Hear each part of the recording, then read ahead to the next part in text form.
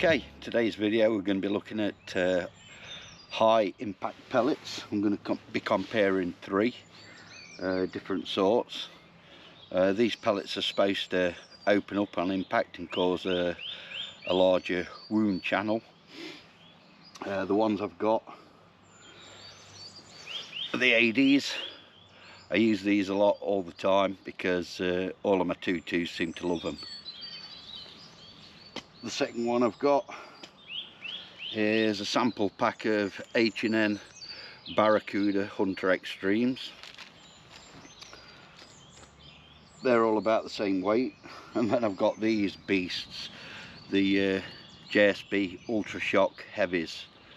Now these are a totally different animal compared to the others. These are coming in at 25.4 grains. So it'd be interesting to see how they work. They're more like a bloody slug than a pellet, to be honest. But I'm going to be comparing all of them against the standard JSB Diablo exacts. Okay, so for the test today I'm going to be putting everything through the Brocock Ranger XR. I'm only going to be shooting at 15 meters to start with and see how we go on. Okay, so let's have a look at these pellets in detail. There's your standard JSB exact. You've got your Hades with the nuclear warning sign in the tip. Then you've got the H&N Hunter Extreme, and then you've got the JSB Ultra Shocks. But if we have a look at them stood down, you'll see where the Ultra Shock gets its extra weight from. So I say these are all about the same weight, the first three, around about 16 grains. And then the JSB Ultra Shock on the end is 25. First up, we're going to try the clay block, and I'm more concerned about seeing what the exit wound is like, so to speak, from each pellet. So we'll go with the standard JSB Jumbo Exacts first and see what sort of a hole that makes.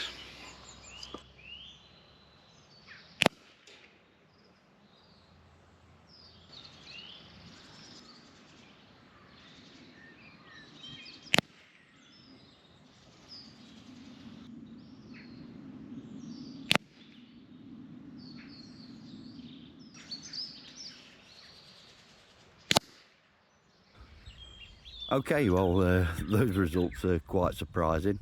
Let's have a look at the JSB Jumbo Exacts first. As you can see, the entry and exit holes in this clay ball are basically very similar. Probably about 20 millimeters wide, but it's just obviously gone straight through and left a hole that's exactly same from front to back. Now this is where it's surprised me. The JSB Hades have actually left a huge impact hole and a small exit hole. I expected it to be the other way around, but very interesting. It looks like the Hades is dumping a lot of its energy on initial impact, which, same as I say, has surprised me. I thought the exit hole would be larger if the pellet had done its job and expanded or split open on impact, but no, the actual entry hole is absolutely huge compared to the exit hole. Next we've got the H&N Barracuda Hunter Extremes, and exactly same as the JSB Hades, they've left a huge entry hole and a small exit hole. So it looks like the two with the indentations in the top, whatever you want to call them, crosses in the top, are dumping a lot of energy when they first hit. And now let's have a look at the freight trains that are the JSB Ultra Shocks. These are done exactly same as the JSB Exacts. Just put one big hole through it that's more or less the same all the way through. The entry and exit are both the same, but it is slightly larger than the JSB Exact. The hole it's punched in, this one's probably about 25mm. Right, so the clay block I'm using is probably, I don't know, 1.5 inches, nearly 2 inches thick. So we'll see what destruction we can cause with them and whether it has any difference from a standard Diablo pellet.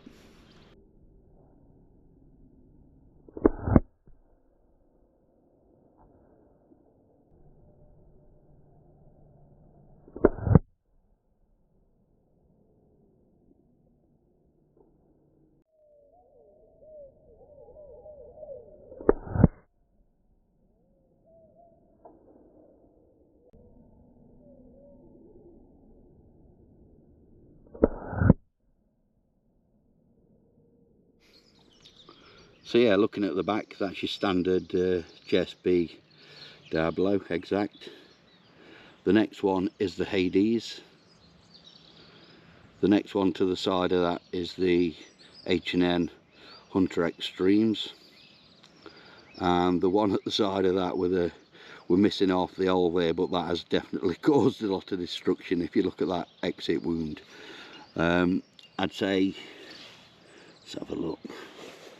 The Hades has done or created a bigger channel and exit wound than the H&N Hunter Extremes. So that's the clay test concluded. Definitely a difference from the standard JSBs. There's definitely a bigger wound channel with all three of these. Okay, so now we're going to do a test with some I've got some empty, well, Lucasade bottles filled with water. We're going to be firing at the cap of the Lucasade bottle and hopefully retaining the pellets so we can have a look at them for some what deformation we've got from them. So let's crack on with that now.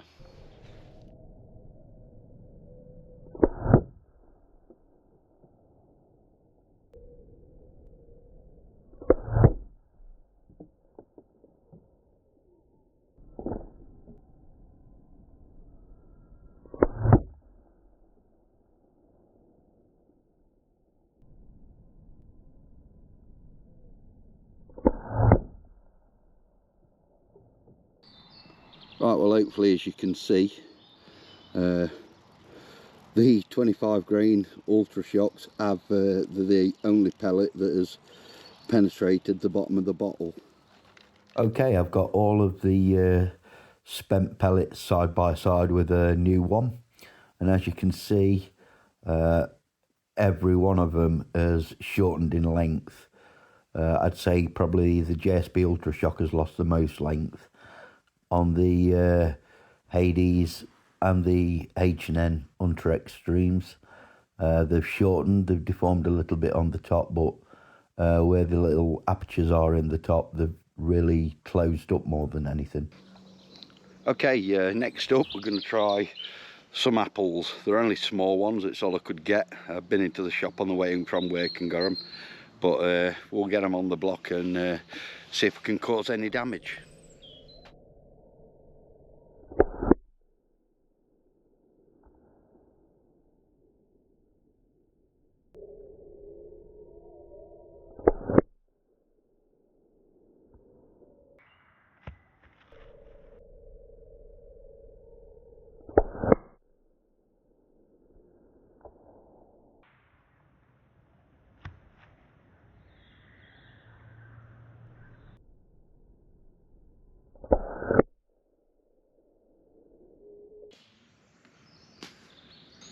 Okay, I've just put these back up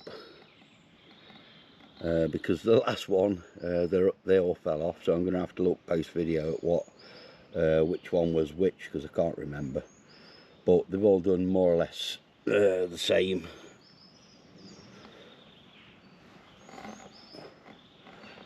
The impact damage is more or less all the same on all of them. The JSB Hades and the JSB Ultra Shock did seem to sound like they sounded like they hit a lot harder. So okay, well, if you haven't noticed already, this has been filmed over the course of a few days. I've been rushing home from work to make the most of the good weather we've been having, and I've been getting a couple of hours of daylight to film. So we have done this over a few days. Now we're on to the last thing that we're going to be testing the pellets on, which is dead rats. Now these rats are white. I bought them from a pet shop, supposedly for feeding reptiles and birds of prey and things. I bought the jumbo ones. I've only got 3 of them, so I'm going to discount the standard JSB exacts, and we're just going to use the 3 high impact hunting pellets on them to see what results we get.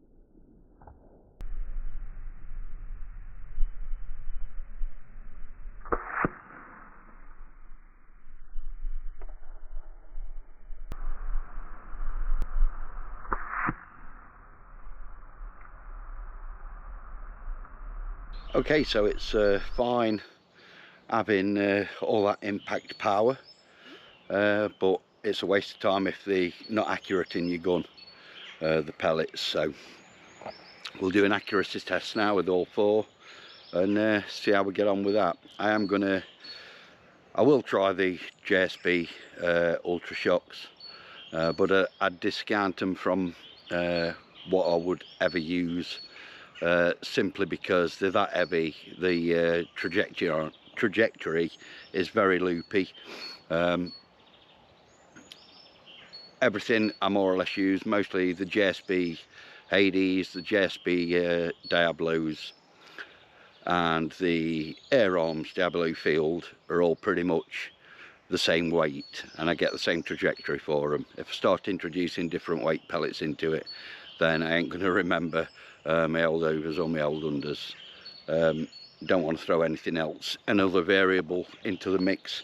So yeah, we'll do an accuracy test and see how we get on. So I'm going to put 5 pellets into each target and see what we get the most accuracy from.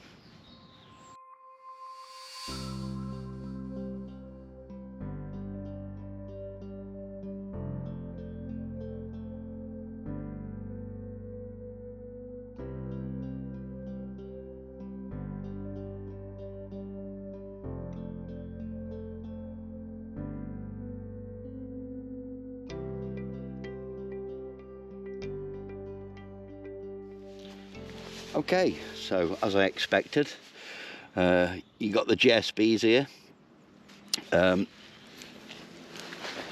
They're lining up quite well. I got the ones that I pulled, same with the Hades, nice little tight group, the one I pulled. The H&N Hunter Extremes, bit all over the place. That group's a bit too big for what I'd consider decent. And then surprisingly the JSB Ultra Shocks, that's not too bad a group, sort of like 5p size group at 30 yards. You can't go wrong with that, but you can see how much it's dropping. So I aim in dead centre at the bull and they're dropping about, I don't know, probably about an inch and a bit. So close range, probably, yeah, I might use rest of my tin up on them on rats. The JSB Exacts, I don't really put through the Brocock Ranger. They're okay, but the Hades always seem to do better. The Hunter Extremes, I didn't expect too much from them accuracy wise, because they're a lot harder lead than the JSB pellets. It's a different mix of lead and antimony, so they're a harder pellet and they don't tend to go through that Brocock Ranger XR barrel very well. Right, so final conclusion then. Looks like it's going to rain, so I'm going to try and get out of here quite quickly. But yeah, the JSB